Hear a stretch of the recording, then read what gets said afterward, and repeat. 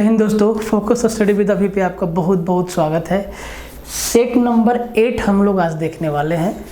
तो जितना भी अभी तक प्रैक्टिस हो गया है, अगर आपने नहीं देखे हैं, आपने अगर नहीं देखा है तो एक एक सेट को देखिए। 1 नंबर से स्टार्ट कीजिए और फिर 8वें नंबर पे आइए। हर एक सेट में हर एक चैप्टर को सजोने का कोशिश पूरा किया गया है। हर एक टाइप के सवाल को डाला गया है हर एक सेट में। अगर एक चैप्टर में 4-5 टाइप के सवाल होते हैं तो उसको हर एक सेट के माध्यम से आपको कंप्लीट करवा दिया जा रहा है। इसीलिए बहुत इम्पोर्टेंट है ये सेट। और आप लोग कंप्लीट लेक्चर देखिए। और लेक्चर के साथ साथ आप लोग को हम क्या बताएं हैं, देखिए सबसे इम्पोर्टेंट चीज़ कि जिस भी चैप्टर में आपको दिक्कत है, जिस भी चैप्टर में आपको दिक्कत है, किसी तरीका का कंसेप्ट समझ में नहीं आ रहा है, तो अभी आपने जो कोर्स परचेज़ किया है उसमें जाइए और उस पर्टिकुलर चैप्टर को खोलिए और उसको फटाक से देख डालिए। तभी तैयारी मजबूत होगा। जैसे कि एक सड़क है, अब सड़क में बहुत सारे गड्ढे हैं, तो भाई एक एक गड्ढे को भरना पड़ेगा। एक एक गड्ढे को भरेंगे तब जाके सड़क आपका प्लेन होगा। उसी तरीका से अगर कहीं किसी भी तरीका का कंसेप्ट अगर छूट रहा है तो आप उसको देखिए। और मेरा कहने का ये मतलब नहीं है कि 20 सवाल आएगा तो एकदम बहुत बवाल सवाल आएगा, बहुत मुश्किल सवाल आएगा। कुछ कहा नहीं जा सकता है। लेवल कैसा रहेगा, अभी तक जो आया है उसी लेवल पे हम लोग पढ़ रहे हैं। जो आ सकता है क्या बनाएगा बताइए, आपको क्या लगता है क्या बनाएगा लेवल, क्या रहेगा लेवल?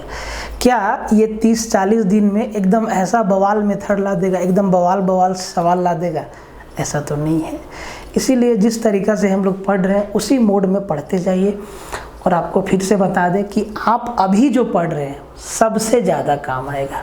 आप साल भर पहले क्या पढ़े नहीं पढ़े कुछ मायने नहीं रखता। अभी जो आप लगातार पढ़ेंगे, जो भी आपके दिमाग में रहेगा एकदम ताज़ा ताज़ा, सबसे ज़्यादा काम आने वाला है वो। इसीलिए ढंग से पढ़िए। और कमेंट में आप लोग जो लिखते हैं, बहुत सारा कमेंट समझ में नहीं आता है। जैसे कि एक जन लिखा था कि सर मेरा -22।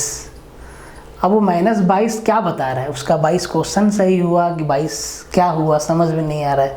ऐसा कमेंट ना करें, क्लियर लिखिए कि आपका 20 में से कितना सवाल सही हुआ या कितना सवाल गलत हुआ, सीधा सीधा। तब हमको समझ में आएगा कि आप किस लेवल पे खेल रहे हैं। ठीक है, तो ये सारा का सारा आपका कोर्स का डिटेल है। बाकी अभिषेक सर आप लोग को टाइम टू टाइम बताते चलते हैं। सारा का सारा कोर्स फोकस स्टडी विद अभी ऐप, जो कि प्ले स्टोर पे भी अवेलेबल है और टेलीग्राम पे भी इसका लिंक है और वीडियो के डिस्क्रिप्शन में भी लिंक दिया गया है।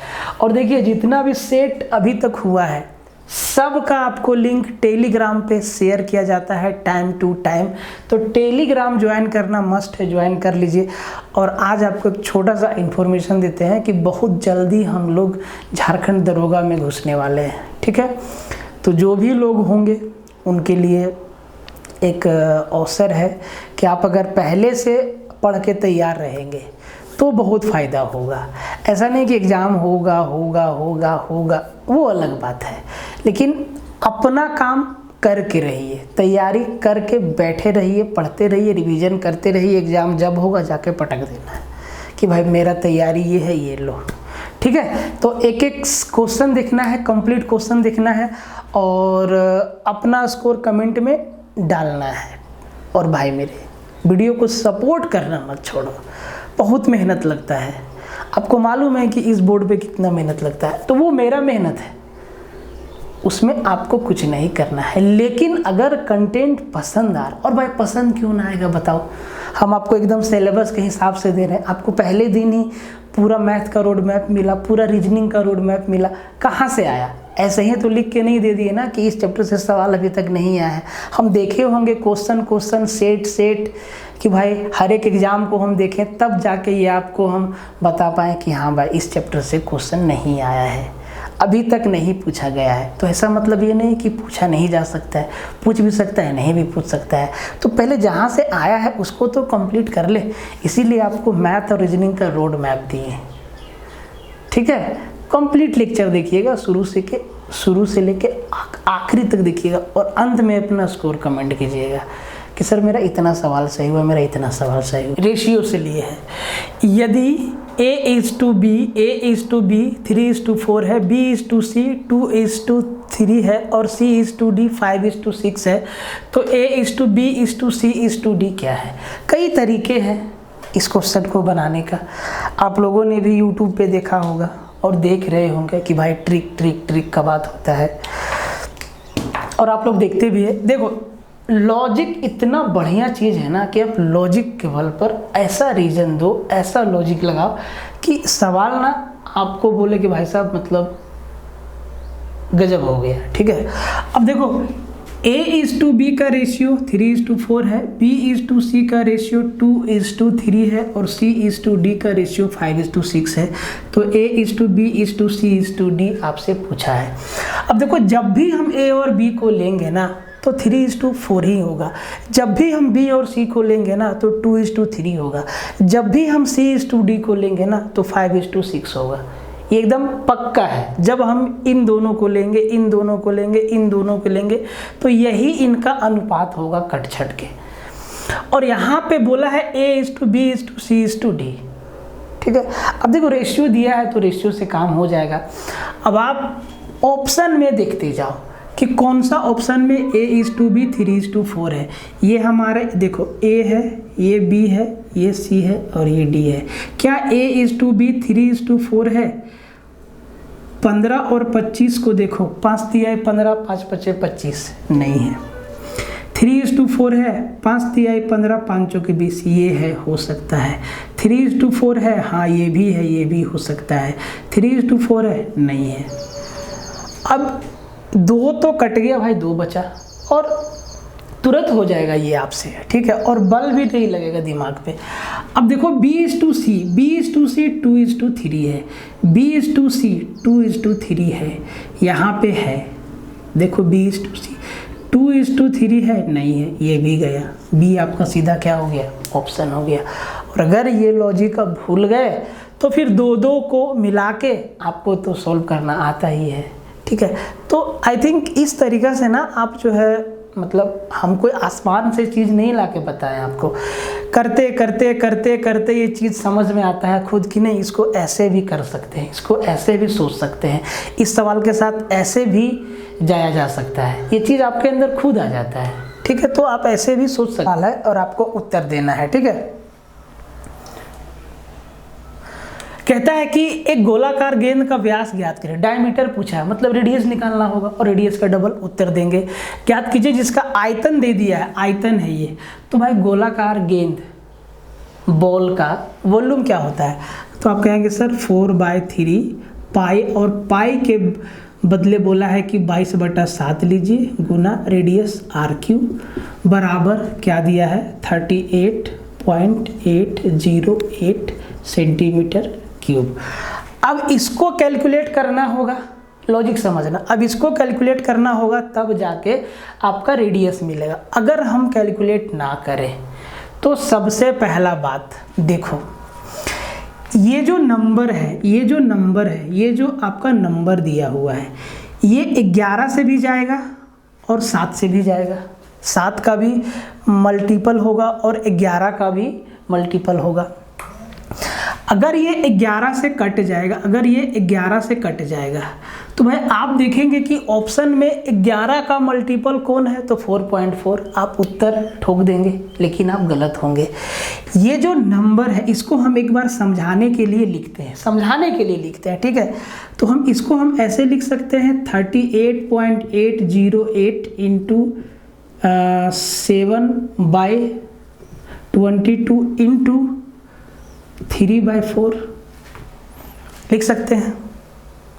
ठीक है, 4 से तो ये पूरा कट जाएगा। अब जो भी मेरा r का वैल्यू आएगा, जो भी मेरा r का वैल्यू आएगा इस पे क्यूब रूट चढ़ जाएगा। ठीक है, जो भी मेरा r का वैल्यू आएगा वो 11 का भी मल्टीपल होगा, 7 का भी होगा और 3 का भी होगा।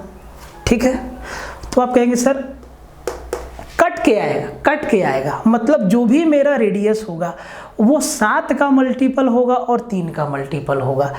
ये इससे तो ये आपका कट जाएगा नंबर, लॉजिक समझिएगा, इससे ये मेरा कट जाएगा नंबर, 7 का और 3 का मल्टीपल होगा। अब आप ऑप्शन में देख लो कौन सा ऑप्शन है जो 7 का और 3 का मल्टीपल है, तो कहेंगे सर 42 मतलब 4.2।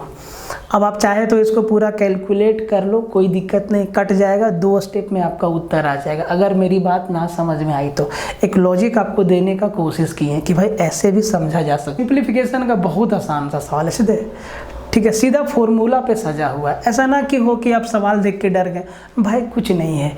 a बराबर दिया है 58 का स्क्वायर माइनस 25 का स्क्वायर अपन 46 का स्क्वायर माइनस 37 का स्क्वायर, और b बराबर है 26 का स्क्वायर माइनस 15 का स्क्वायर अपन 56 का स्क्वायर माइनस 15 का स्क्वायर, और कहता है कि 1/b माइनस 20/a का वैल्यू क्या हुआ। तो इस पे तो बाद में आएंगे, पहले a और b का वैल्यू निकाल लें।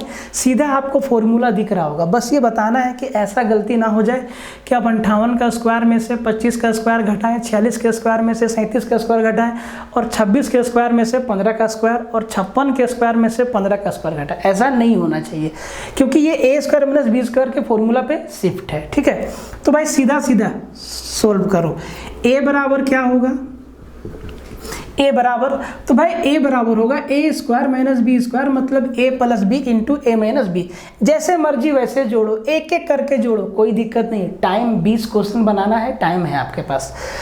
ठीक है, तो ये आपका हो गया 55 25 80 और 3 83 गुना 58 में 25 गया, भाई कितना बचा, 50 में 25 गया, 25 बचा, और 8 आपका घटा दो ना भाई, 3 बचा, और यहाँ 3 33 बचा। 58 में 25 गया तो 33 बचा। नीचे देखो 46 और 37 को जोड़ो, और फिर से 46 में से 37 को घटा, यही तो है a square minus B square बराबर a plus B into A minus B. तो 46 और 37 40 3 70 और 6 7 13 83, और ये 83 से 83 तो कटना है, गुना, अब इनको घटा दो तो 37 और 9 आपका हो गया 46, 9 बचा यहाँ। ठीक है, तो देखो ये तो कट गया ना, क्या बचा, ये 3/11 बचा, 3/11 यही ना बचा, 3/11 बचा a का वैल्यू। अब देखो b का निपटारा करते हैं, एकदम आसान है। 26 प्लस 15 बोले 41 गुना 26 माइनस 15, 26 माइनस 15 11, नीचे 56 प्लस 15 71 गुना 56 माइनस 15 कितना 41। तो ये 41 से 41 तो आपका कट गया ना भाई, देखो तो क्या बचा 11/71। अब देखो पूछा, देखो यही एकदम सिंपल कैलकुलेशन है। अब पूछा है 1/b और 20/a, तो भाई अगर a का वैल्यू 11/13 है तो 1/a का वैल्यू 11/3 है, सॉरी, तो 1/a का वैल्यू 3/11 होगा। तो 1/b का वैल्यू क्या होगा 71/11 माइनस 20 गुना इसको है 1/a, तो ये हो जाएगा 3/11। ठीक है, अब देखो ये है 20 या 60, एलसीएम देखो 11 है, तो 71 में से 60 गया तो 11 बचा, मतलब ये हो गया 11/11, और आपका उत्तर ए बन गया। इतना कैलकुलेशन, अब देखो इतना तो करना पड़ेगा, ऑफिसर बनने चले हो भाई, तो छोटा सा कैलकुलेशन है, आपको करना पड़ेगा। आप इसको जिस तरीका से सोचे वैसे कर सकते हैं, लेकिन बस स्क्वायर करके मत घटाना। ठीक है, देखो उससे भी आंसर आ जाएगा। अब मान लो कि कोई बच्चा ऐसा होगा जिसको 1 से लेके 100 तक का स्क्वायर याद होगा, तो और वो बोलेगा नहीं कि हम इससे पहले हम स्क्वायर में से घटा के आंसर ला सकते हैं, तो भाई बहुत, तो वो उसका मेथड है, वो ला सकता है तो ला देगा। बात को समझिए, इसीलिए अपने हिसाब से सोचिए, सामने वाले के हिसाब से नहीं, कि आपको किसमें आप किस तरीका से खेल सकते हैं, वैसा सोचना है और उत्तर दीजिए। कहता है कि किसी बेलन का संपूर्ण पृष्ठीय क्षेत्रफल गोले के पृष्ठीय क्षेत्रफल का 2 गुना है। यदि उनकी त्रिज्याएं समान है, उनका रेडियाई क्या है, इक्वल है, तो बेलन तथा गोले के आयतन का अनुपात आपसे पूछा है। बस फॉर्मूला लगना है। इसमें ज़रा ट्रिक लगा दीजिए आप, लगेगा? नहीं लगेगा। तो लॉजिक कंसेप्ट बहुत ज़रूरी है, ठीक है। तो जो सवाल कह रहा है उसी को पहले लिख देते हैं। उनकी रेडियस बराबर है, सबसे पहला बात तो भाई गोला का भी रेडियस r और सिलेंडर का भी रेडियस r। तो बेलन का संपूर्ण पृष्ठीय क्षेत्रफल, टोटल सरफेस एरिया टी से क्या होता है, कई बार बताया है, 2 पाई r h प्लस 2 पाई r स्क्वायर। ये हो गया आपका बेलन का टोटल सरफेस एरिया। और ये वॉल्यूम का होता है 4/3 पाई r क्यूब, ठीक है। वॉल्यूम का, अच्छा टोटल सरफेस एरिया ना, ये हम वॉल्यूम लिख दिए, ठीक है, 4 पाई r स्क्वायर। और इसका सरफेस एरिया गोले का 2 गुना है, मतलब ये इसका 2 गुना करेंगे तब ये जाके दोनों बराबर होगा। अब देखो तरीका सीखो, इधर 4 पाई r स्क्वायर, तो ये 4 दूना 8 पाई r स्क्वायर हो गया। इधर मेरा 2 पाई r स्क्वायर है, तो 8 पाई r स्क्वायर में से 2 पाई r स्क्वायर को घटा देंगे तो हम लिखेंगे 6 पाई r स्क्वायर बराबर 2 पाई r h लिखेंगे। देखो पाई से पाई को तो उड़ना है। अब देखो 2 से 3 बार में r से r स्क्वायर को काटेंगे, इधर r बचेगा, तो इधर बचा h बराबर 3r। रेडियस का 3 गुना क्या है, हाइट है। अगर यहाँ से हम रेशियो ले लें h/r बराबर 3/1, h का वैल्यू 3, r का वैल्यू 1। अब वॉल्यूम पूछा है तो भाई वॉल्यूम रख दो। बेलन का आयतन कितना, देखो पाई यहाँ भी उड़ेगा, लिख सकते हो, नहीं भी लिख सकते हो। बेलन का आयतन पाई r स्क्वायर h अनुपात गोला का आयतन 4/3 पाई r क्यूब।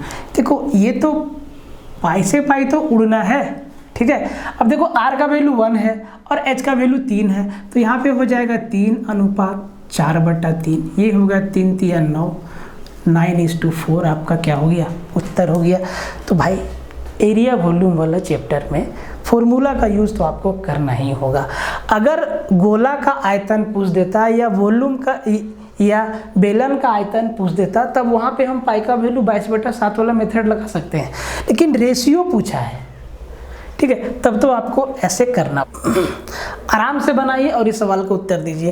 कहता है कि किसी 200 मीटर लंबे और 150 मीटर चौड़े टैंक में 0.3 मीटर इंटू 0.2 मीटर चौड़े पाइप से 20 किलोमीटर पर आवर की चाल से पानी गिरता है, ठीक है। 20 किलोमीटर पर आवर पानी का स्पीड है। तो कहता है कि पानी का तल 8 मीटर ऊंचा उठने में कितना समय लगेगा, आवर में दिया है, घंटों में कितना घंटा का समय लगेगा। देखो थोड़ा सा आपको कंसेप्ट बताते हैं कि जो जहाँ पे मेरा पानी स्टोर हो रहा है ना, वो ऐसा है, ठीक है। इसका लंबाई 200 मीटर, चौड़ाई 150 मीटर, और कहता है कि पानी, देखो ये एक्चुअली कैसा है आपको बताते हैं। ये ना क्यूबाइड शेप का है, नहीं तो आप कंफ्यूज हो जाइएगा। क्यूबाइड शेप का है, क्यूबाइड शेप का है, ठीक है। अरे घर में होता है ना हौदा, जहाँ पे गाय को कुट्टी उट्टी लगाते हैं, ऐसा एक टंकी है। बस समझाने के लिए फिगर बनाते हैं। 200 मीटर चौड़ाई, ये वाला 150 मीटर, और कहता है कि 8 मीटर ऊंचा पानी भरना है। तो मान लेते हैं ये पूरा हाइट मेरा 8 ही मीटर है। अब जो पाइप है ना, वो पाइप भी क्यूबाइड शेप का है। पाइप भी मेरा ऐसा है भाई, पाइप भी मेरा ऐसा ही है, मेरा पाइप भी ऐसा है। जो पाइप है ना भाई, ये पाइप भी इसी शेप का है। ये पाइप क्यूबाइड शेप का है, ठीक ठीक है, गोल पाइप नहीं है। अब इससे पानी आ रहा है इसमें, ठीक है। पाइप का जो लंबाई है ये आपका चौड़ाई और ऊंचाई है। अब 20 किलोमीटर पर आवर की स्पीड से पानी इसमें आता है। आपको क्या बोले हैं कि पाइप का लंबाई मान लो 20 किलोमीटर, 20 किलोमीटर मतलब 20,000 मीटर, 20,000 मीटर पाइप का लंबाई है। कितना घंटा में इसको भर देगा? तो भाई मान लो कि x घंटा में इसको भर देगा। 1 घंटा में जितना इस पाइप का वॉल्यूम होगा उतना पानी इस हौदे में आ जाएगा। तो भाई x घंटा में इतना पानी डाल देगा जितना पानी जो है इस हौदे के वॉल्यूम के बराबर होगा। तो सिंपल सा बात है, बहुत सीधा सा सवाल है। तो भाई मान लो कि इसका वॉल्यूम क्या होगा? तो सर इसका वॉल्यूम होगा 0.3 इंटू 0.2 इंटू 20,000, ठीक है। इसका वॉल्यूम क्या होगा? 150 गुना 200, थोड़ा इधर लिख देते हैं। अच्छा, हिंदी वाला को थोड़ा सा हटा दे तो स्पेस, इसको हटा देते हैं तो थोड़ा सा स्पेस मिल जाएगा, ठीक है। ये फिगर आपको समझाने के लिए था। अब देखो जो पाइप है उसका वॉल्यूम क्या है? तो सर पाइप का वॉल्यूम है 0.3 इंटू 0.2 इंटू 20,000 मीटर लंबाई है पाइप का, ठीक है। और ये x बार में या x घंटे में इतना पानी डाल देगा जितना में ये हौदा भर जाएगा। इतना ही कैलकुलेशन इसमें है, इससे ज़्यादा नहीं है। अब भाई इसको कटम कुटाई करना चालू करो, ध्यान से देखो। 0.3 है, 0.2 है, तो पॉइंट को हटाएंगे तो नीचे में 100 लगा दे, और ये 100 से 100 2 जीरो कट जाएगा। ये 200 से 200 गया 3 दूना 6 बचा। जैसे मर्जी वैसे काट दो, 2 से काट दो 4 बार में, 3 से काट दो, 50 चौके 100। x का वैल्यू कितना? 200 घंटा लगेगा हौदा को भरने में, और ये आपका उत्तर आ गया। देखिए कैलकुलेशन हम बार बार कह रहे, आपके हाथ में, किसी से सीखिए मत कि वो ऐसे कर लेता है तो हम भी वैसे कर लेंगे। भाई जरूरी नहीं है, आप उससे बेहतर कर सकते हैं। एक बार जोर तो डालिए दिमाग पर। फलानवा बैटिंग करता है तो हम भी बैटिंग करेंगे। हो सकता है आप बॉलिंग कीजिए और उसको बोल्ड कर दीजिए। दिमाग में सचिवालय में सवाल दिखने को नहीं मिला, लेकिन आइडेंटिटी से मिला है। ट्रिगो की आइडेंटिटी से बढ़िया सवाल आया है, ठीक है। मुश्किल नहीं, आसान आया है। तो भाई हाइट एंड डिस्टेंस से सवाल डाल देना कोई बड़ी बात नहीं है, हम आपको पहले भी बता चुके हैं। आ सकता है, नहीं भी आ सकता है, लेकिन प्रैक्टिस में लेना चाहिए एक क्वेश्चन, ठीक है। इसीलिए देखो 180 मीटर ऊंचे टावर के दोनों ओर स्थित 2 बिंदुओं के अवनमन कोण 30 डिग्री और 45 डिग्री है। दोनों पॉइंट के बीच का डिस्टेंस आपसे पूछा है। बड़ा सिंपल सवाल है, और अगर आप हाइट एंड डिस्टेंस को समझते हैं और उसमें रेशियो मेथड का इस्तेमाल करते हैं तो 99% जो क्वेश्चन है, मैक्सिमम सवाल, लगभग सारे सवाल, बस कुछ जिसमें अलजेब्रिक एक्सप्रेशन आ जाएगा उसको छोड़ के सब का सब सवाल आपका रेशियो मेथड से बन जाता है। तो भाई ये मेरा एक टावर है, ये मेरा एक टावर है, ठीक है। इसके दोनों तरफ 2 ऑब्जेक्ट है, एक इधर है और एक इधर है, ठीक है। एक बार एंगल बना 30 डिग्री, जब यहाँ से यहाँ देखे तो, और जब यहाँ से यहाँ देखे तो बना 45 डिग्री। ये एंगल कितना का है? दोनों तरफ 90 डिग्री। कितना का है? 90 इधर 90 इधर। टावर का हाइट कितना है? 180 डिग्री। टावर का हाइट कितना है? 180 मीटर, सॉरी 180 मीटर हाइट है टावर का। अब इसको ध्यान से देखो, ये 45 डिग्री है भाई, तो ये भी 45 डिग्री होगा। ये दोनों एंगल क्या बराबर है, तो दोनों भुजा क्या होगा? बराबर होगा। ये भी होगा 180 मीटर। यहाँ से लेके यहाँ तक का डिस्टेंस कितना होगा? 180 मीटर होगा। अब यहाँ से यहाँ तक का डिस्टेंस निकाल के और जोड़ देना है, क्योंकि दोनों पॉइंट के बीच का ही तो डिस्टेंस पूछा है, यहाँ से यहाँ तक का। कैसे यूज होगा रेशियो का? देखो 30 के सामने जो साइड होता है उसका रेशियो 1 होता है, उसका अनुपात 1 होता है, और जो 60 के सामने होता है उसका वैल्यू √3 होता है। ऐसे समझ लीजिए इसको, बहुत यूज होगा उसका, इसका बहुत यूज होगा। ये 90 डिग्री है, ये 30 डिग्री है, और ये 60 डिग्री है। 60 के सामने √3, 30 के सामने 1 और 90 के सामने 2, 90 के सामने 2। ये अनुपात होता है इनके साइड का। तो भाई यहाँ पे 30 है तो ये 60 है, 60 के सामने √3, 1 का वैल्यू कितना 180 है, तो √3 का वैल्यू 180 √3। लो जी, यहाँ से यहाँ का लेंथ 180 √3, यहाँ से यहाँ का लेंथ 180 मीटर, दोनों को जोड़ देंगे तो भाई और 180 कॉमन लेंगे, अंदर क्या बचेगा √3 + 1 मीटर। 180 × √3 + 1 मीटर, डी में आपका उत्तर है। ये रेशियो मेथड से आसानी से आ जाता है और ये कोई हम नहीं निकाले हैं, ये मेरे भाई सब कुछ हम आपको क्या बोले एक बार कि अभी फ़िलहाल जो भी चीज़ गणित में चाहिए सब कुछ पहले से अवेलेबल है। अब आप उसके आधार पर जितना चाहो मॉडिफाई कर लो। और आपको ये भी बता दें कि जितना सारा टीचर है मैथ के वो हाइट एंड डिस्टेंस में इसका इस्तेमाल करते हैं और ये कोई चांद से नहीं आया, ये 10 से आया। 10 30 डिग्री 1/√3, 10 60 डिग्री √3/1। और जब आपके पास आधार और लंब है तो हाइपोटेनस कर्ण निकाल लिए, √3 का स्क्वायर + 1 का स्क्वायर = 2। बात समझ में आया? ठीक है, तो ये बहुत आसान। क्वेश्चन नंबर 7 आइडेंटिटी पे बेस्ड सवाल ले लिए। कहता है कि यदि sin a - cos a = √3 - 1/2 है तो sin a × cos a का मान क्या होगा। दो तरीका से सवाल को बना सकते हैं। एक बेसिक मेथड जिससे आपको करना क्या होगा, दोनों तरफ स्क्वायर करना होगा, फिर आपको sin a × cos a मिल जाएगा।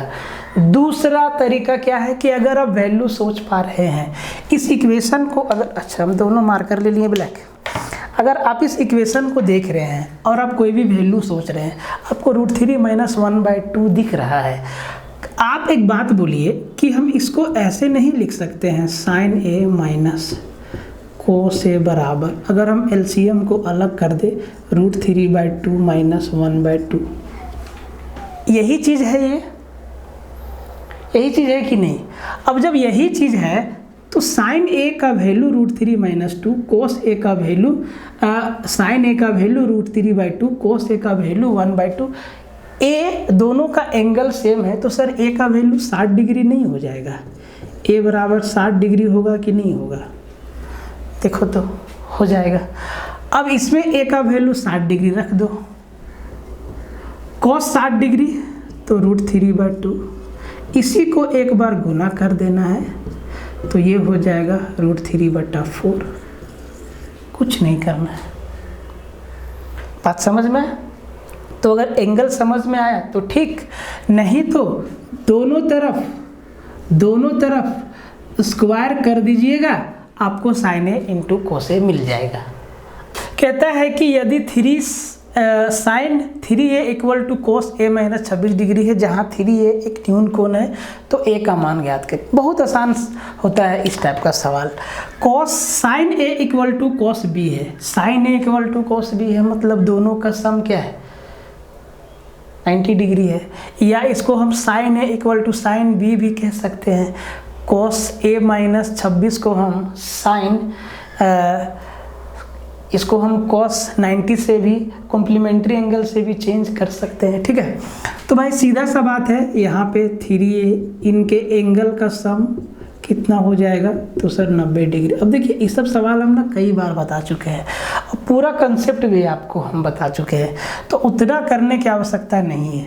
यहाँ पे 4a बराबर 90 और 26 जोड़ देंगे तो 10 100 116, 4 से ये चल जाएगा और a का वैल्यू निकल के आ जाएगा 4 दूना 8 और 4 9 36, 29 डिग्री।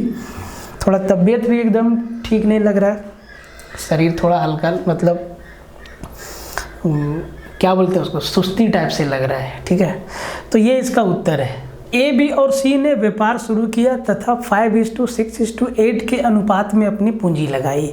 यदि उन्होंने 5:3:12 के अनुपात में लाभ प्राप्त किया तो अपनी पूंजी अवधि किस अनुपात में लगाई। मतलब इनका टाइम का रेशियो पूछा है कि भाई ए का पूंजी कितने समय के लिए रहा, बी का पूंजी कितना समय के लिए रहा, सी का पूंजी कितना समय के लिए रहा, समय का अनुपात आपसे पूछा है। तो आप एक बात बताइए कि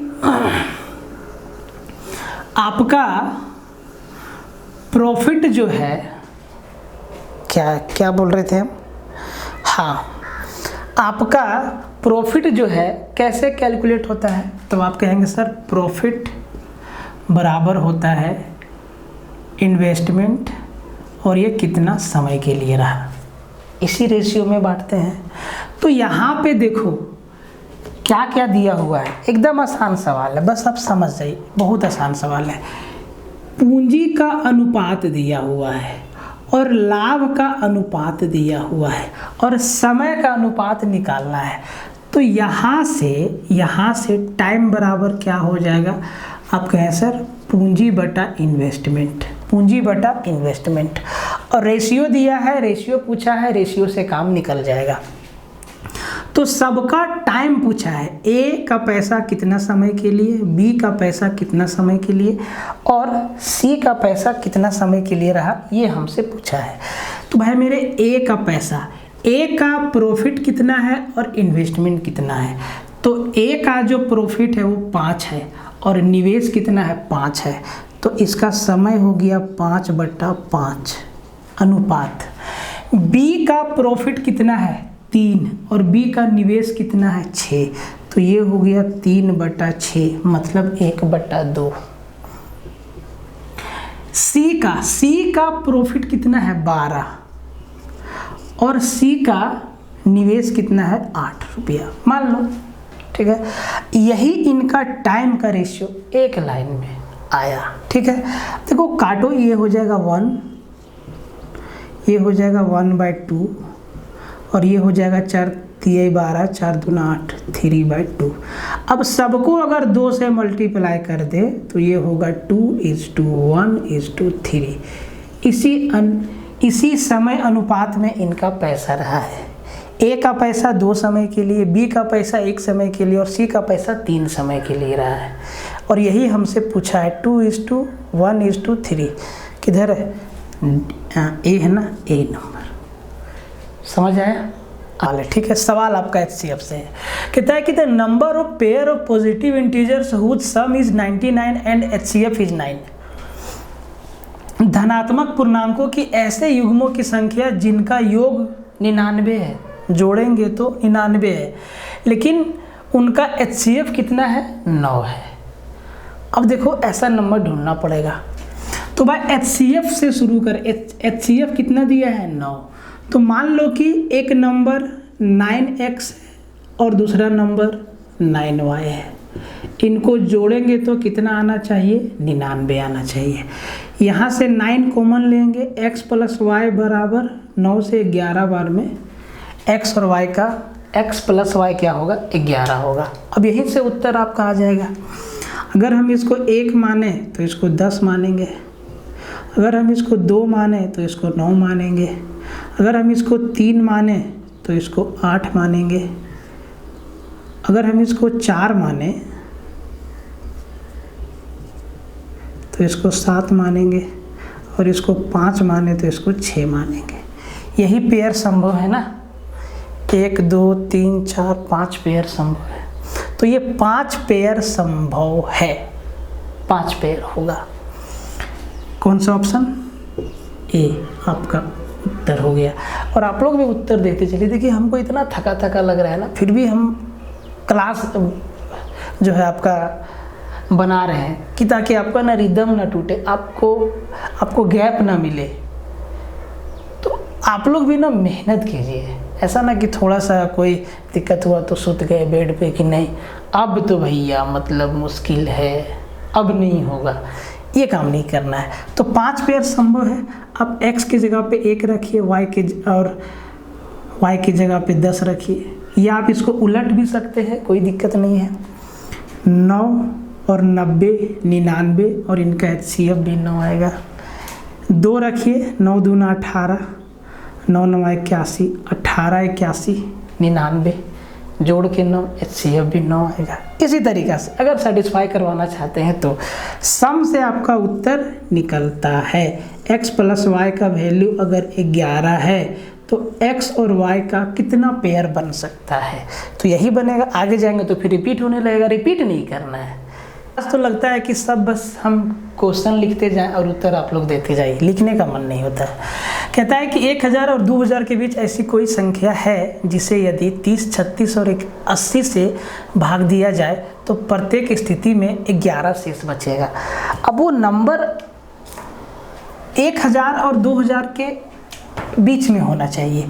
1000 और 2000 के बीच में एक ऐसा नंबर आपको ढूंढना है जिसको 30 से भागा दे तब भी शेष 11, 36 से भागा दे तब भी शेष 11 और 80 से भागा दे तब भी शेष 11 बचे। अब वो नंबर कैसे मिलेगा? तो एक बात बताइए, अगर हम 30, 36 और 80 का आपसे एलसीएम पूछे तो अगर हम ऐसे देखें 3, 8, 3, 24, 72, 720, तो 30, 36 और 80 का एलसीएम 720। तो 720 वो पहला नंबर है जो 30 से, 36 से, 80 से, तीनों से एक साथ कटेगा। एलसीएम मतलब लीस्ट कॉमन मल्टीपल या लीस्ट कॉमन फैक्टर, जो भी बोलना है, ठीक है। अब 720 वो पहला नंबर है जो कि 30 से भी जाएगा, 36 से भी जाएगा और 80 से भी जाएगा, पूरी कट जाएगा, शेष कुछ भी नहीं बचेगा। और साथ ही साथ 720 का जितना भी टेबल में 720 और 720 के टेबल में जितना भी नंबर आएगा सब कटेगा 30 से, 36 से और 80 से, ये बात पक्का है। अब हमको नंबर 1000 से 2000 के बीच में ढूंढना है।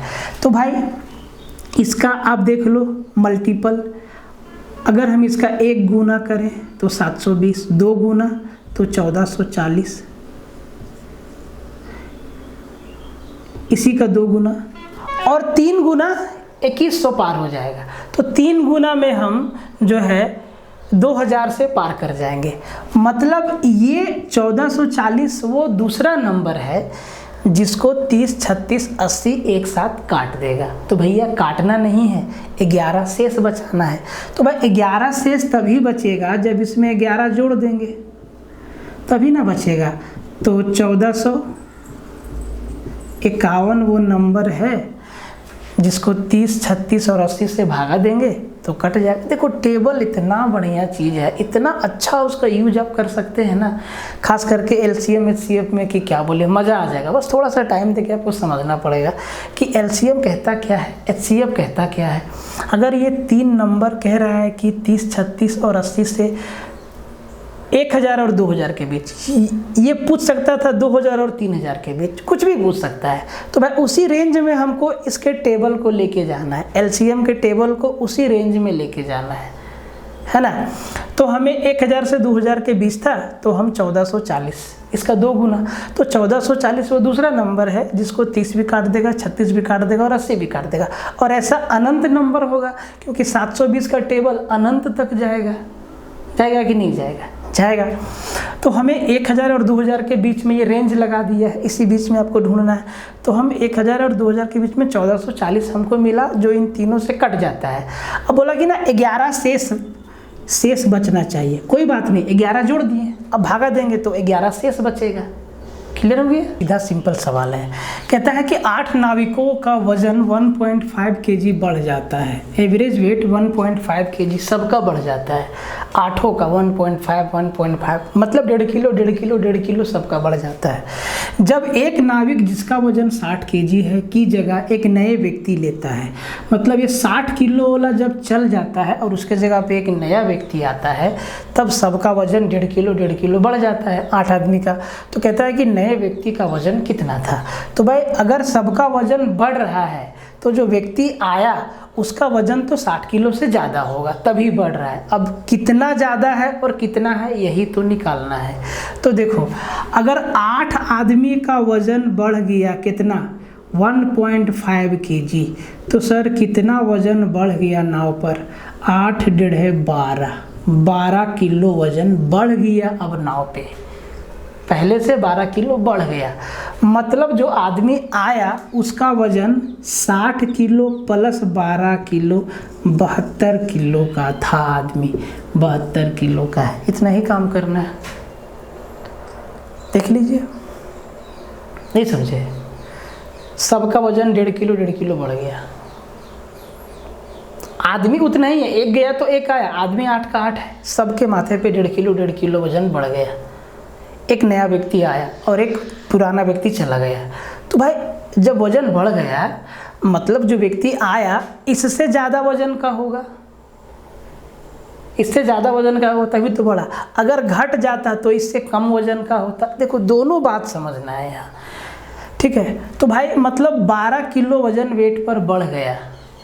इस 60 किलो का आदमी गया था और फिर एक आदमी आया तो 12 किलो वजन और बढ़ गया। मतलब जो आदमी आया वो 60 किलो प्लस 12 किलो 72 किलो का है। 13 देखिए, ज्योमेट्री से है, आसान सा सवाल है। कहता है कि इन द फिगर बिलो, नीचे दिए गए चित्र में ए बी इज अ कोड। ए बी मेरा क्या है? इस वृत्त का जीवा है। Tangent AT is drawn at point A. AT मेरा क्या है? स्पर्श रेखा है, टेंजेंट है। और दिया है एंगल BAT। ये वाला एंगल दिया है आपका 50 डिग्री। तो हमसे पूछा है एंगल ADB, ये वाला एंगल कितना होगा, ये हमसे पूछा है। कैसे निकालेंगे? अल्टरनेट सेगमेंट थ्योरम लगाइए। स्पर्श रेखा से अगर हम इन दोनों को C पे मिला दें, मतलब ADBC हमारा क्या बन गया? साइक्लिक क्वाड्रिलेटरल बन गया, चक्रीय चतुर्भुज बन गया। तो जो ये एंगल होता है ना, स्पर्श रेखा पे जो एंगल बनता है, ये एंगल इसके बराबर होता है। अगर ये मेरा 50 डिग्री है तो ये भी मेरा 50 डिग्री है, ठीक है। ये भी मेरा क्या है? ये एंगल और ये एंगल दोनों क्या होता है? बराबर होता है, अल्टरनेट सेगमेंट थ्योरम से, ठीक है। अब देखो अगर ये एंगल 50 डिग्री है तो साइक्लिक क्वाड्रिलेटरल का प्रॉपर्टी क्या होता है कि अपोजिट एंगल का सम जो है 180 डिग्री होता है। Angle C plus D 180 degree, angle B plus A 180 degree, ठीक है। तो angle C plus D 180 degree होगा। 180 में से 50 ये है तो ये कितना बन जाएगा? 130। ऑप्शन नंबर बी आपका सीधा उत्तर हो गया। देखिए ज्योमेट्री में क्या है ना कि अगर थ्योरम आपको याद भी है बढ़िया से और उसको फिगर से देख पा रहे हैं तो बस लगा के आंसर बता देना है। बहुत कम क्वेश्चन होता है जिसमें 1-2 स्टेप आपको कैलकुलेशन करना पड़ सकता है। एंगल वाला में बहुत आसान होता है। अगर कंपैरिजन पर इतना बढ़िया सवाल है अलजेब्रा का कि आपको क्या बताएं।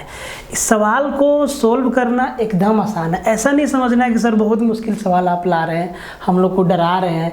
नहीं भाई, एकदम आसान सवाल है, कंसेप्ट है, ठीक है। ये जो है कहता है कि यदि root under 10 plus root 24 plus root 40 plus root 60 बराबर root A plus root B plus root C है तो A plus B plus C का मान क्या होगा। ये आपसे सिंपल सा चीज़ पूछा है, मतलब इसका वैल्यू इसके बराबर है। अब A, B और C का वैल्यू देखो, ऐसा कंपैरिजन पर 2 वेरिएबल पे आपको सवाल बताए हैं, ठीक है। बहुत सवाल बताए हैं आपको 2 वेरिएबल पे, ये 3 वेरिएबल पे है। ये सवाल जो है, अच्छा 3 वेरिएबल पे है। ऐसा सवाल स्क्वायर पे भी बेस्ड आता है और क्यूब पे भी बेस्ड आता है। स्क्वायर पे 2 तरीका से, A प्लस B का स्क्वायर, तीसरा A plus B plus C का स्क्वायर, और क्यूब पे भी आता है, ठीक है। अब देखो इस सवाल को, ये सवाल कैसे बनेगा आप पहले सोचो, पहले खुद से सोचो, ऐसे डरना नहीं है, बहुत आसान सवाल है। दोनों तरफ स्क्वायर करना पड़ेगा, इधर भी और इधर भी। अब जब इधर स्क्वायर करेंगे तो ये पहला रूट तो गायब हो जाएगा, तो ये क्या हो जाएगा? ये हो जाएगा 10 प्लस, देखो थोड़ा सा इसमें लिखेंगे ताकि आपको समझने में आसानी हो, 24 प्लस 40 प्लस रूट 60 बराबर इधर क्या हो जाएगा? A plus B plus C का होल स्क्वायर। तो ये होता है A स्क्वायर, तो भाई स्क्वायर से रूट तो गायब हो जाएगा। A plus B plus C plus 2AB मतलब 2 root AB plus 2BC 2 root BC plus 2CA 2 root CA, ऐसे हो जाएगा। अब आपको यहाँ से भी दिख जाना चाहिए कि sir a plus B plus C का वैल्यू 10 ही आएगा। a plus B plus C का वैल्यू 10 ही आने वाला है और इसका उत्तर हो जाएगा सी। लेकिन ज़रूरी नहीं है कि भाई दिख ही जाएगा। एग्जामिनेशन हॉल में प्रेशर रहता है, 50 तरीका का बात आते रहता है दिमाग में, नहीं दिखेगा, कोई दिक्कत नहीं, आगे बढ़ जाते हैं। इधर देखो कुछ नहीं कर सकते हैं, जो कारनामा करना होगा इधर करना होगा। अगर ए बी और सी का वैल्यू चाहिए तो भाई सबके अंदर से 2 को निकालना होगा। अब देखो 2 कैसे निकलेगा, 24 को हम क्या लिख सकते हैं, 6 गुना 4 और रूट 4 का वैल्यू मतलब 2, ये हो जाएगा 10 प्लस 2 बाहर आएगा और 6 को हम क्या लिखेंगे, रूट 2 इंटू रूट 3 लिख सकते हैं। बोले सर हाँ ऐसे तो लिख सकते हैं। देखो बात वही है, 40 को क्या लिखेंगे, 10 गुना 4, 4 के लिए 2 बाहर आया और 10 को root 5 into root 2 into root 5 लिख सकते हैं। बोले सर लिख सकते हैं। इसी तरीक़ा से 60 को 15 गुना 4 तो ये आ जाएगा 2 रूट और 15 को रूट 3 इंटू रूट 5 या रूट 5 इंटू रूट 3 लिख सकते हैं। ऐसे लिख सकते हैं। बोले सर लिख सकते हैं, बराबर a plus B plus C plus 2 root A B plus 2 root B C plus 2 root C A, यही चीज़ है। अब देखो भाई जितना भी ये रूट वाला पार्ट है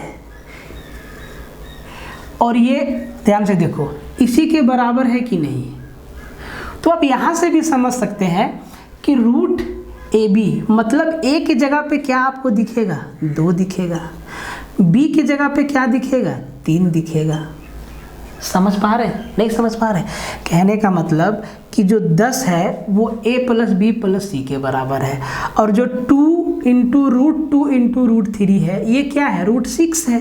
ये रूट 6 ये तो है, रूट 6 को हम तोड़ दिए, रूट 2 इंटू रूट 3 और ये इसके बराबर है 2 रूट ए बी। तो भाई a का वैल्यू क्या 2 निकला, b का वैल्यू क्या 3 निकला और देखिए c का वैल्यू यहाँ से क्या 5 दिखेगा। सबको जोड़ दीजिए 5 और 5 10, आपका उत्तर आ गया। मतलब सवाल बहुत बढ़िया है, आप इसको समझिएगा ध्यान से। कंपैरिजन वाला सवाल है, देखने में एक नज़र में लगेगा कि नहीं सर सवाल थोड़ा मुश्किल है, और वाकई में अगर पहला बार सवाल सामने आएगा, चाहे मास्टर हो चाहे स्टूडेंट हो, सोचेगा ज़रूर कि ये चीज़ है क्या। ठीक है, तो ये ऐसा नहीं कि मुश्किल है, बहुत आसान सवाल है। यहीं पे आपको दिख जाना चाहिए कि ये जो रूट वाला पार्ट है 1 2 3 ये इसके बराबर है और a plus B plus C का वैल्यू जोड़ के लिखा हुआ है यहाँ पे 10। बात समझ में? 15 नंबर एकदम अलजेब्रा का ओरिजिनल सवाल है और बहुत आसान है। If A B C are positive integer, A B C जो है धनात्मक पूर्णांक है, तो मिनिमम वैल्यू क्या होगा इस एक्सप्रेशन का, न्यूनतम मान आपसे पूछा है। ऐसा नहीं कि बहुत मुश्किल है, बहुत आसान है। अब बेसिक से भी जाएंगे तब भी वही है, अगर आप वैल्यू पुट करेंगे तो आंसर बहुत जल्दी आ जाएगा। ठीक है, अब देखो बेसिक से जाने का तरीका क्या है, थोड़ा सा आपको नॉलेज देते हैं। अब देखिए a square plus a plus 1 into B square plus B plus 1 into C square plus C plus 1 और नीचे में a b c से भाग दिया हुआ है। अगर हम इसको अलग अलग कर दें, अभी हम आपको समझा देते हैं कि इसका बेसिक कैसे जाएगा, उसके बाद हम आपको वैल्यू पुट करके बताएंगे कि आंसर जल्दी कैसे आएगा। ठीक है, अब देखो अब हम अगर इसको हम अलग अलग ऐसे लिख सकते हैं, देखो तो a square plus a plus 1 upon a से भागा लगा दिए into B square plus B plus 1 upon B से भागा लगा दिए into C square plus C plus 1। यही चीज़ यहाँ पे लिखा हुआ है ना, यही चीज़ लिखा हुआ है।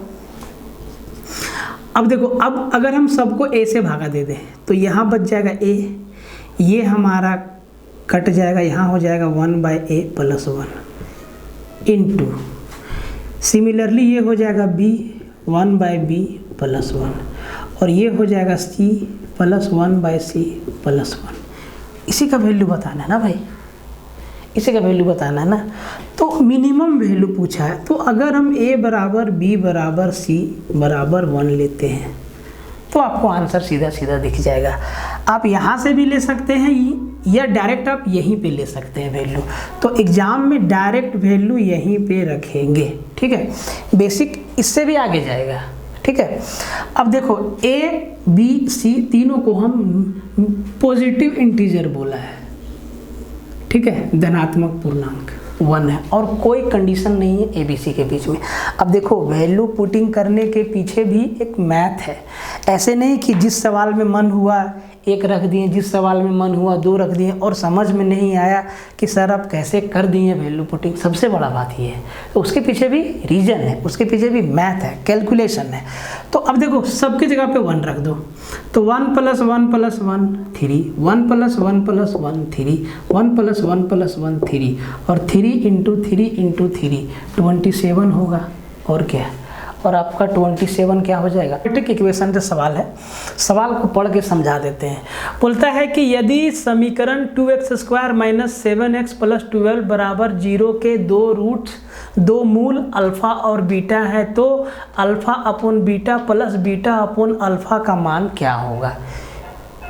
कोई दिक्कत नहीं है, थोड़ा सा अंग्रेजी है, बाकी आपको हिंदी हम समझा देंगे, ठीक है।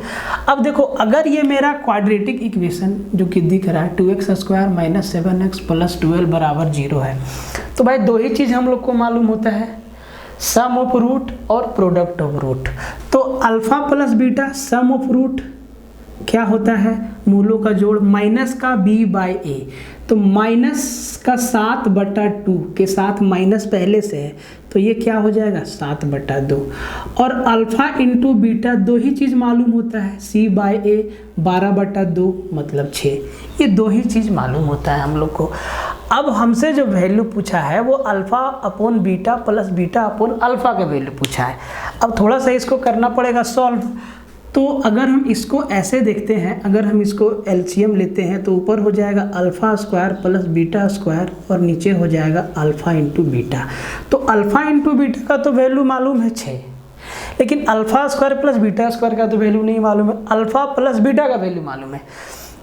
तो हमेशा इन्हीं दोनों में कन्वर्ट करना पड़ेगा कैलकुलेट करके, ठीक है। तो a² + b² इसको हम क्या लिख सकते हैं, अल्फा + बीटा का होल स्क्वायर माइनस का 2α × बीटा लिख सकते हैं अपॉन α × बीटा। अब देखो इसमें सबका वैल्यू हम लोगों को मालूम है, प्यार से रख दीजिए और उत्तर बता दीजिए। अल्फा + बीटा 7/2 का स्क्वायर 49/4 माइनस 2α × बीटा, तो अल्फा × बीटा का वैल्यू 6, 6 दूना 12 बट्टा अल्फा × बीटा 6, तो 12 चौके 48 ऊपर 1/4 मतलब 1/6 चौके 24। इसका उत्तर क्या आ गया 1/24। सी ऑप्शन आपका सीधा उत्तर हो गया। अब देखो ऐसा सवाल भाई साहब पूछा गया है, ठीक है, तो इसीलिए इन सब सवालों पे पकड़ बनाना होगा आपको, इसीलिए प्रैक्टिस सेशन में ला रहे हैं। पे बहुत अच्छा सवाल है, सिंपल है, आसान है। कहता है कि फाइंड द HCF ऑफ ल निकालना है, म निकालना है, महत्तम समापवर्तक। एक तो x³ + 3x² + 2xy², यही है क्वेश्चन, ठीक है। और फिर है और x⁴ + 6x³ + 8x²y², इनका निकालना है। अब देखो ऑप्शन को पहले ध्यान से देखो और मेरा लॉजिक को समझने का कोशिश करो। जो भी इसका फैक्टर आएगा सब प्लस में है, तो भाई फैक्टर भी प्लस में आएगा, माइनस वाला तो आपका काम से जाएगा, ठीक है। अब या तो ए होगा या तो बी होगा, ठीक है जी। अब देखो ए और बी में हम काट नहीं सकते हैं अभी। अब देखो सबसे पहले इसको तोड़ो, तो इनको करना होगा फैक्टराइज। तो फैक्टराइज करने के लिए आपको करना क्या है कि इसको क्वाड्रेटिक इक्वेशन में बदलना पड़ेगा। कैसे बदलेंगे, आसान से। x का पावर 3 है, x का पावर 2 है, x का पावर 1 है। अगर यहाँ से हम सबसे पहले इसको देखते हैं, हम यहाँ से अगर x को कॉमन ले लें तो अंदर बचेगा x² + 3x + 2y², यही बचेगा अंदर। अब इसको तो तोड़ सकते हैं, x³ है, यहाँ पे स्क्वायर तो नहीं है, यहाँ पे किधर गया सवाल, बहुत परेशानी है यार। हाँ ठीक है, अब देखो x कॉमन ले लो, जितना काम कर रहे हो उतना करना पड़ेगा आपको ऐसे सवालों में। इसका कोई ट्रिक नहीं है जो हम आपको बता दें कि सीधा उत्तर देखो और ऐसे। और अगर फर्जीवाड़ा हमको करना होता तो हम यहाँ भी माइनस डाल देते हैं और बोलते कि देखो भाई बात ऐसा है कि इसका फैक्टर पॉजिटिव आएगा तो भाई नेगेटिव वाला तो नहीं होगा, 3 ऑप्शन नेगेटिव है, सीधा उत्तर। सेकंड में पलक झपकते हैं, लेकिन जो सच है वो आपको दिखाना होगा। और इस ऑप्शन को हम और घुमा सकते थे, यहाँ पे क्यूब लगा देते, यहाँ पे कुछ और लगा देते, और सारा ऑप्शन पॉजिटिव में भी हो सकता है। एग्जामिनर के माइंडसेट को समझो, ठीक है। तो इसको हम क्या लिख सकते हैं, एक्स स्क्वायर प्लस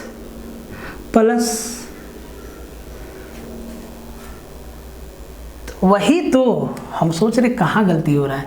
यहाँ पे 3x² y है, यहाँ पे y होगा, तो हम इसको जब तोड़ेंगे तो हम इसको लिख सकते हैं 2xy plus xy plus 2y²। Common ही नहीं निकल रहा था, यहाँ पे 3x² y है जो हम छोड़ दिए थे, सॉरी गलती हो गया, ठीक है। अब देखो यहाँ से x तो मेरा बाहर है, अब देखो यहाँ से क्या कॉमन ले, बोले सर x कॉमन लीजिए, अंदर बचेगा x प्लस 2y। अब यहाँ भी x प्लस 2y बचाना है, तो सर यहाँ से क्या कॉमन ले, यहाँ से क्या कॉमन ले, तो यहाँ से y कॉमन लेते हैं, तो ये हो गया x प्लस 2y। अब देखो इसका तो फैक्टर हमको दिख गया, एक तो x दिखा इंटू x प्लस 2y दिखा, इंटू लगा दो, सब जगह इंटू है, इंटू x प्लस y दिखा, ठीक। इसका कहानी खत्म हो गया।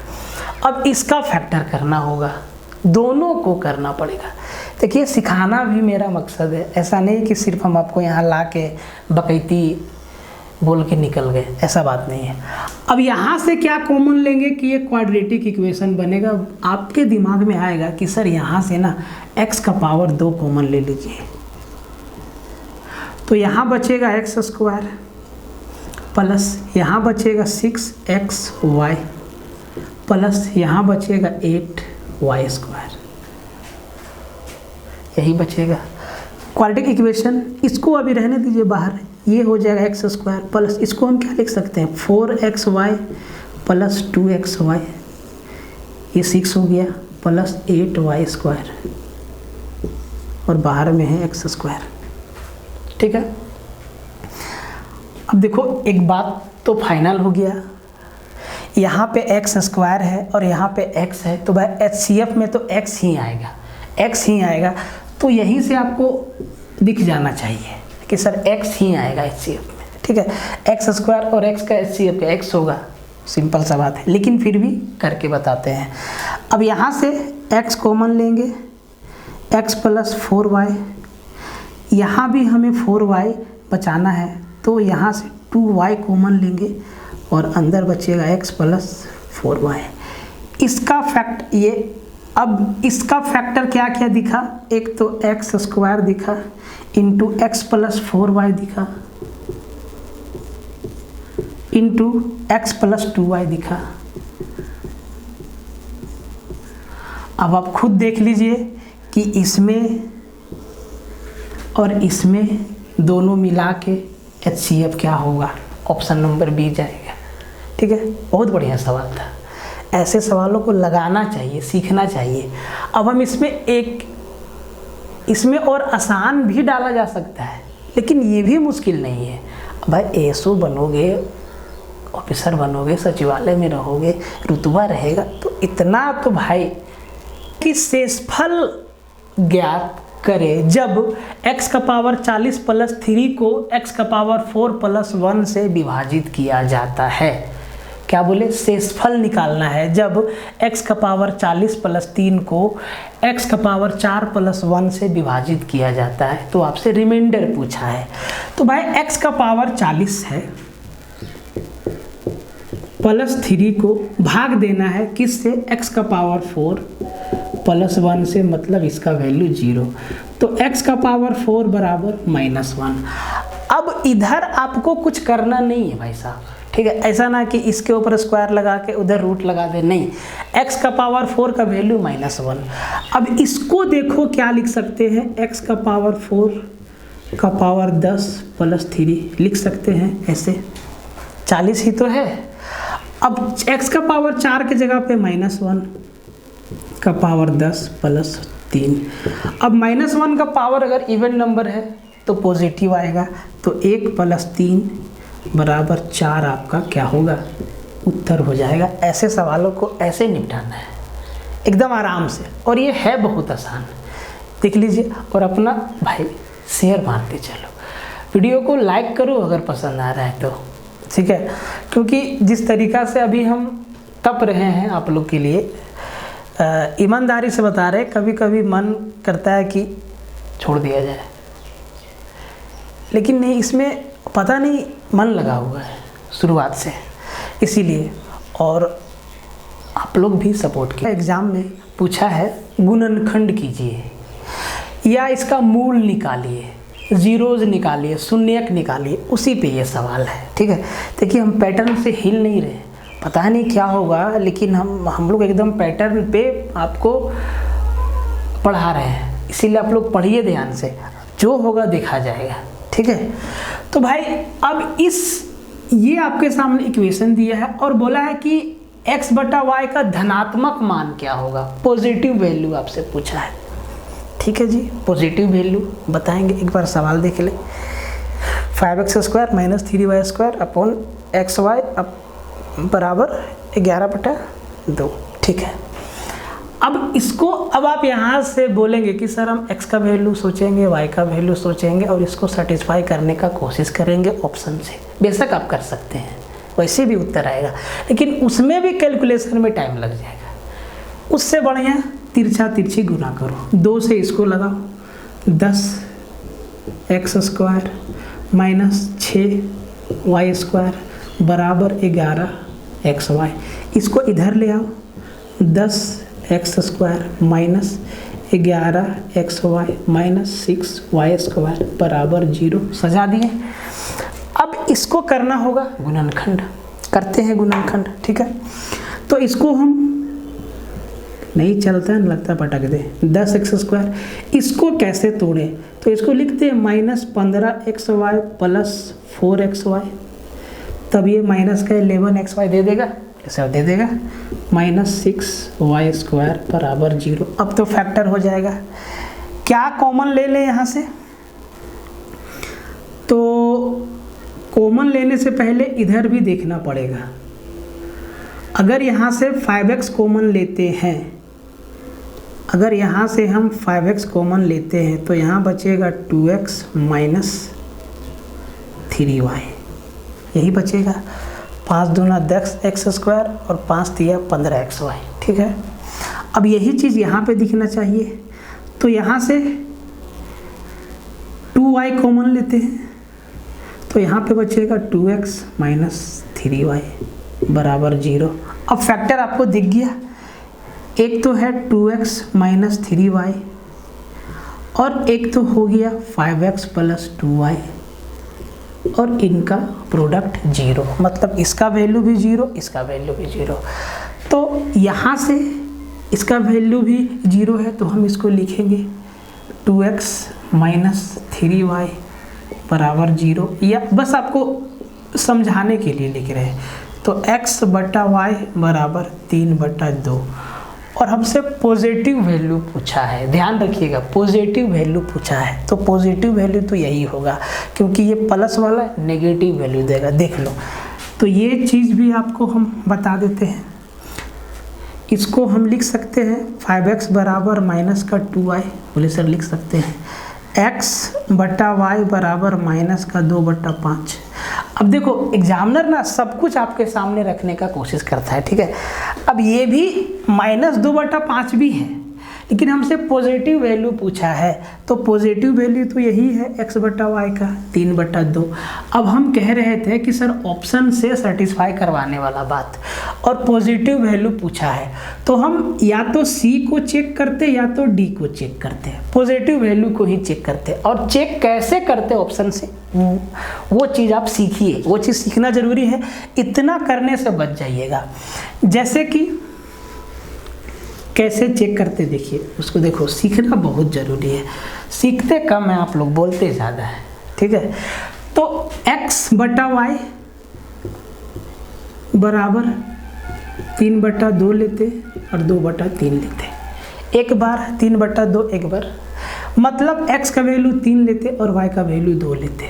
तो x का वैल्यू 3 लेंगे तो 3 का स्क्वायर 9, 9 × 5 = 45, माइनस y का वैल्यू 2 लेते तो 2 का स्क्वायर 4, 4 × 3 = 12 बट्टा xy 3 दूना 6 बराबर 11/2 आना चाहिए।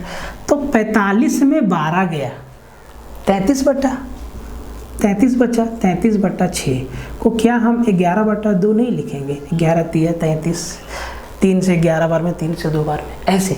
तो ये वाला मेथड ना आसान पड़ता, इजी था, ये वाला वैल्यू को चेक करने वाला इजी था, ठीक है। बाकी लिए बोर्ड मास का सवाल है, ठीक है। 3 × 18/9 ऑफ मतलब का, इसको हिंदी में का लिखते हैं, ऑफ 6 - 2 / 3 × 5 - 2 × 2 + 18 18/3 ऑफ मतलब का ऑफ 3। अब इसका उत्तर देना है। अगर आप ध्यान से नहीं किए तो इसका उत्तर गलत आ जाएगा।